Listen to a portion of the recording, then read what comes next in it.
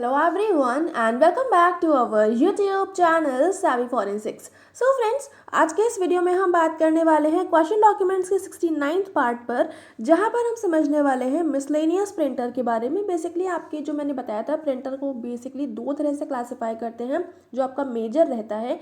पहला है आपका इम्पैक्ट और दूसरा है आपका नॉन इम्पैक्ट प्रिंटर। तो उनको हम समझ चुके हैं। अब यहाँ पर ऐसे प्रिंटर्स जो आपके ना तो इम्पैक्ट प्रिंटर में क्लासिफाई हो पाते हैं, ना ही नॉन इम्पैक्ट में क्लासिफाई हो पाते हैं, उनको हम मिसलेनियस की कैटेगरी में डाल देते हैं। ठीक है, तो अब मिसलेनियस टाइप्स में आपके बहुत सारे प्रिंटर्स आ जाते हैं, जैसे कि आपका 3D प्रिंटर हो गया, LED प्रिंटर हो गया, प्लॉटर हो गया। प्लॉटर बेसिकली एक तरह का आपका प्रिंटर का ही बड़ा साइज हम कह सकते हैं, बस वो मैं समझाने के पर्पज से आपको बोल रही हूँ। ठीक है, तो ये सारे कुछ आपके मिसलेनियस प्रिंटर की कैटेगरी में आ जाते हैं। तो यहाँ पर सबसे पहले अगर हम बात करें आपके 3D प्रिंटर्स की, तो 3D प्रिंटर्स आपको नाम से समझ में आ रहा होगा कि जब आपको किसी इमेज का या किसी भी चीज़ का आपको प्रिंट आउट चाहिए होता है और वो आपको 3D फॉर्मेट में चाहिए होता है, 3 डायमेंशनल चाहिए होता है, तो उसके लिए आपको 3D प्रिंटर का यूज़ करना होता है।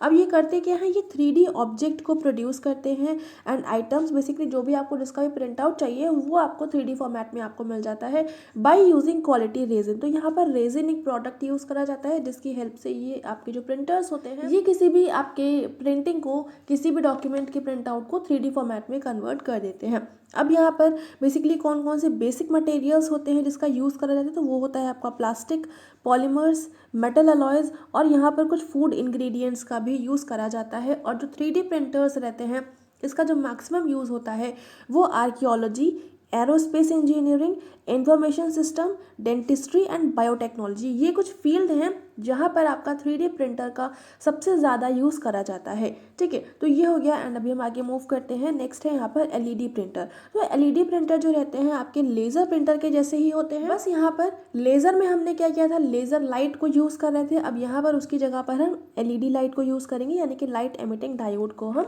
यूज़ करेंगे इन प्लेस ऑफ लेज़र। ठीक है, तो बस इतना आपका बेसिक डिफरेंस होता है लेज़र प्रिंटर और LED प्रिंटर में। उसके अलावा जो आपके LED प्रिंटर होते हैं ये मोर एफिशिएंट कंसीडर करे जाते हैं in comparison to laser printer. अगर हम लेज़र से कंपेयर करते हैं तो आपके LED प्रिंटर ज़्यादा एफिशिएंट कंसीडर करे जाते हैं। अब यहाँ पर ये जो LED प्रिंटर्स होते हैं इसको कुछ हद तक हम नॉन इम्पैक्ट में क्लासीफाई कर सकते हैं। बस यहाँ पर डिफरेंस क्या होता है कि यहाँ पर जो आपके लेज़र प्रिंटर होते हैं तो वहाँ पर जो प्रिंट हेड होता है वो लेज़र होता है, लेकिन यहाँ पर आप LED यानी कि लाइट एमिटिंग डायोड को यूज़ करते हैं। उसके अलावा अगर हम बात करें इसका इन्वेंशन किसने किया था, तो इसको मैन्युफैक्चर किया था OKI, एक कंपनी है, इन्होंने 1989 में। ठीक है, तो ये कुछ इंपॉर्टेंट पॉइंट्स है, बहुत ज़्यादा इंपॉर्टेंट नहीं कहूँगी, बस बेसिक बेसिक आपको पता होना चाहिए, इसलिए मैंने यहाँ पर इसको इंक्लूड किया हुआ है। नेक्स्ट अगर हम बात करें तो जो LED प्रिंटर्स होते हैं ये चीपर होते हैं in comparison to laser printer.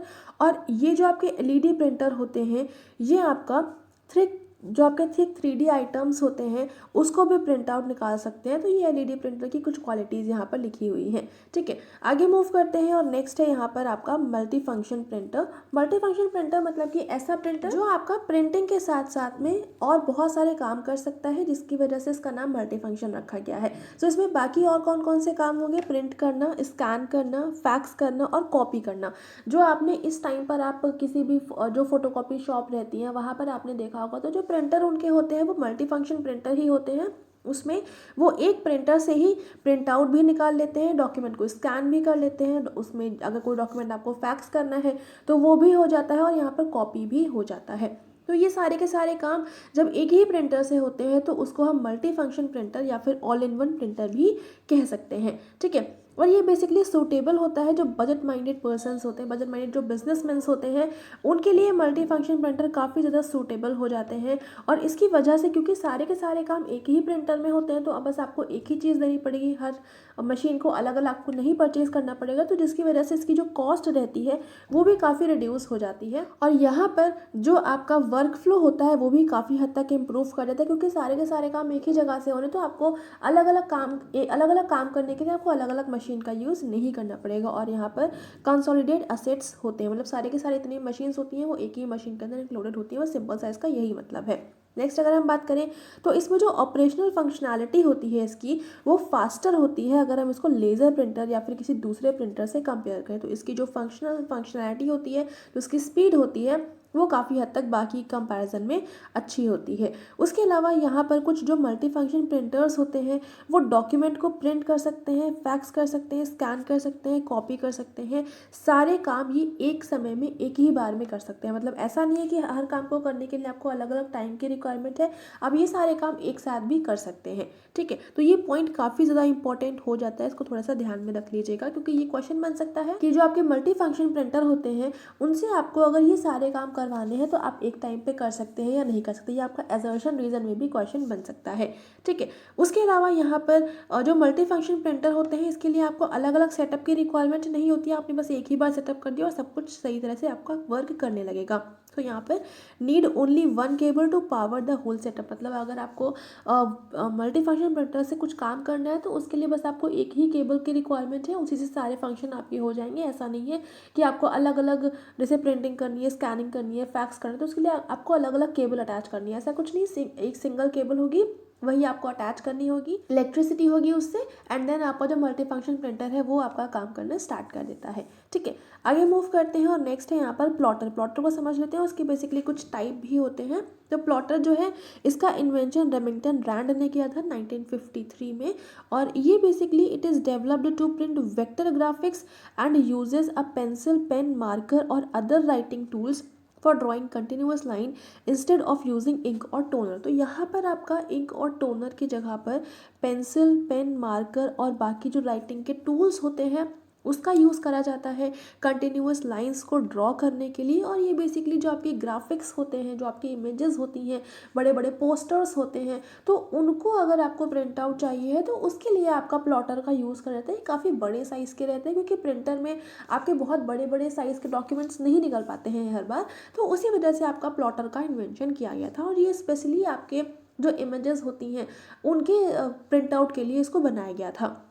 अब यहाँ पर जो प्लॉटर होते हैं it is widely used to print a hard copy of schematics and other similar applications, मतलब जो आपके वही चीज़ें जो आपके डायग्राम्स होते हैं, इमेजेस होती हैं, उसके लिए जनरली आपका इसको यूज़ किया जाता है। And it is capable of working on the large sheet around 2 feet और मोर विद बेटर क्वालिटी, मतलब कि जो आपकी बड़ी बड़ी शीट्स रहती हैं तो जो आपकी 2 फीट या फिर इससे ज़्यादा की भी आपकी शीट होगी तो उस पर भी ये बहुत अच्छी क्वालिटी का प्रिंट आउट निकाल देता है प्लॉटर। ठीक है, तो ये काफ़ी इंपॉर्टेंट पॉइंट है कि आपका 2 फीट या उससे बड़े भी आपके साइज़ के पेपर होंगे तो उस पर भी ये आपका प्रिंटिंग कर देता है।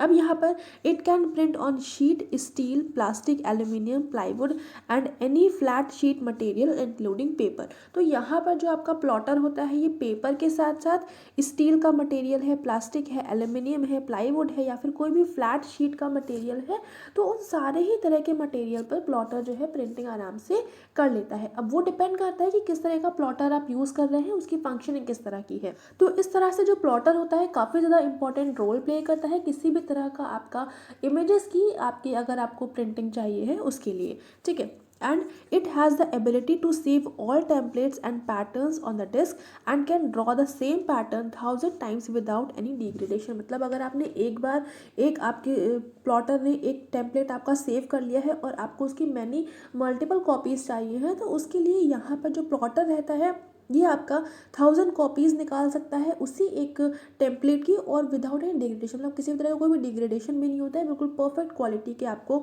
हर बार वही चीज़ के टेम्पलेट आपको आराम से मिल जाएंगे और अगर आपको चेंज करना है तो आप चेंज भी कर सकते हैं। ठीक है, तो ये काफ़ी इंपॉर्टेंट प्लॉटर के यहाँ पर पॉइंट्स थे जो आपको याद रखने चाहिए। बाकी इसका इन्वेंशन किसने किया था ये थोड़ा सा ध्यान में रख लीजिएगा। अब ये प्लॉटर है, प्रिंटर जो मैं आपको पढ़ा रही हूँ ये हो सकता है आप लोगों को लग रहा हो कि ये वेस्ट है, लेकिन ये आपके क्वेश्चंस, ये आपके साइबर फोरेंसिक्स का भी पार्ट बन सकते हैं और क्वेश्चन डॉक्यूमेंट्स का भी पार्ट बन सकते हैं, तो इसी वजह से मैं ये कवर करवा रही हूँ। और उसके अलावा जो आपके मास्टर्स का सिलेबस होता है क्वेश्चन डॉक्यूमेंट्स का, तो वहाँ पर भी ये सारी चीज़ें आपसे पूछी जाती हैं, तो इसी वजह से ये बेसिक चीज़ें हैं जो कि आपको पता होना चाहिए। तो थोड़ा सा इसको ध्यान से पढ़ लीजिएगा, इसको वेस्ट मत समझिएगा, ये सारी चीज़ें आपके लिए इंपॉर्टेंट ही हैं। ठीक है, आगे मूव करते हैं। यहाँ पर प्लॉटर के कुछ टाइप्स होते हैं जिसमें से पहला है आपका ड्रम प्लॉटर। तो ड्रम प्लॉटर नाम से समझ में आ रहा होगा, इसमें एक रोलर लाइक स्ट्रक्चर होता होगा, ड्रम जैसा स्ट्रक्चर होता होगा, तो इसी वजह से इसको हम रोलर प्लॉटर भी कहते हैं। अब यहाँ पर होता क्या है, जो पेपर होता है ये आपका जो प्लॉटर ड्रम प्लॉटर होता है ये पेपर को आगे और पीछे भेजता है ड्रम के ऊपर, मतलब ड्रम पे ही आपका सारा का सारा, जैसे हमें उसमें पढ़ा था आपका टाइपराइटर में उसकी जो फंक्शनिंग थी वैसे ही आपका यहाँ पर भी होता है।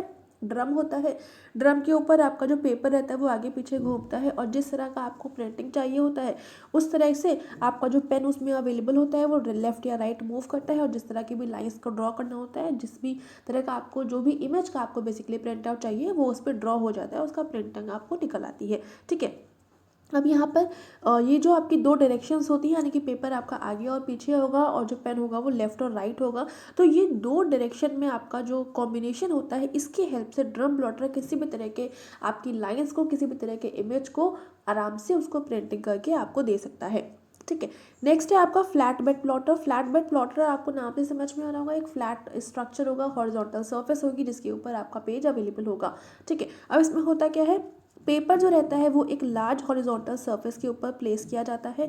अब इस सरफेस के ऊपर एक ट्रैवलिंग बार होता है जो कि मूव करता है पूरी सरफेस के ऊपर, और जिस तरह की भी लाइंस की रिक्वायरमेंट होती है वो इसके ऊपर ड्रॉ कर देता है। तो इस तरह से कुछ आपका काम करता है फ्लैट बेड प्लॉटर, मतलब कि यहाँ पर एक हॉरिजॉन्टल सरफेस होती है जिसको हम फ्लैट बेड बोलते हैं, और यहाँ पर प्रिंटिंग भी इसी कंडीशन में होती है, तो इसी वजह से इसका नाम दे दिया गया फ्लैट बेड प्लॉटर। ठीक है, आगे मूव करते हैं। नेक्स्ट है आपका इलेक्ट्रोस्टैटिक प्लॉटर।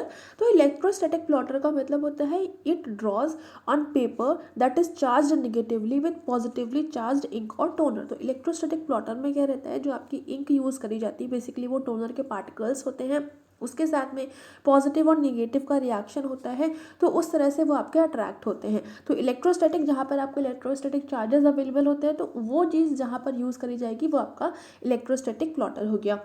इसके बाद में नेक्स्ट है आपका इंकजेट प्लॉटर। ये सेम है आपका इंकजेट प्रिंटर के जैसे, जैसे प्रिंटर में एक नोजल अवेलेबल होती थी और उससे जो इंक रहती थी वो ड्रॉपलेट्स के फॉर्मेट में आपके पेज तक ट्रांसफर होती थी, वैसा ही यहाँ पर भी होता है। यहाँ पर क्या होता है, a type of pinch roller plotter available होता है, एक तरह का ये चीज़ होती है।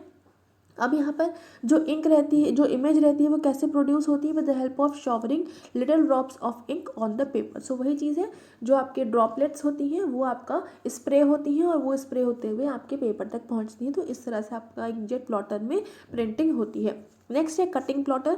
कटिंग प्लॉटर जो रहता है ये बेसिकली अलग अलग डिफरेंट कट के शेप अगर आपको चाहिए हैं, अलग अलग डिज़ाइंस में अगर आपको प्रिंटिंग चाहिए है और कटिंग में प्रिंटिंग चाहिए है, तो उसके लिए कटिंग प्लॉटर का यूज़ करा जाता है। और इसका जो यूज़ रहता है जनरली, जो एडवर्टीजमेंट्स बनते हैं या फिर जो साइन मेकिंग होता है, बिल बोर्ड होता है, व्हीकल के ग्राफिक्स बनते हैं, तो उन सब में आपका कटिंग प्लॉटर का यूज़ करा जाता है, जहाँ पर आपके डिज़ाइनर आपके जो पैम्फलेट्स रहते हैं, पैम्फलेट्स बेसिकली आपका स्क्वायर ही रहता है, लेकिन जो आपके डिज़ाइन के कह सकते हैं कि जो कार्टून्स वगैरह रहते हैं, जो स्टिकर्स होते हैं, तो उसमें आपका कटिंग अवेलेबल होती है बहुत परफेक्ट, तो उसके लिए आपका कटिंग प्लॉटर का यूज़ करा जाता है। ठीक है, तो यहाँ पर इतना डिटेलिंग में जाने की ज़रूरत नहीं थी, इसलिए मैंने आपको बहुत रफली बता दिया है कि प्लॉटर कितने टाइप्स के होते हैं, उनके किस किस टाइप का क्या क्या काम होता है, किस तरह से वो काम करता है। तो बेसिक चीज़ें आपको पता होगी जो मैंने आपको बता दी है यहाँ तक।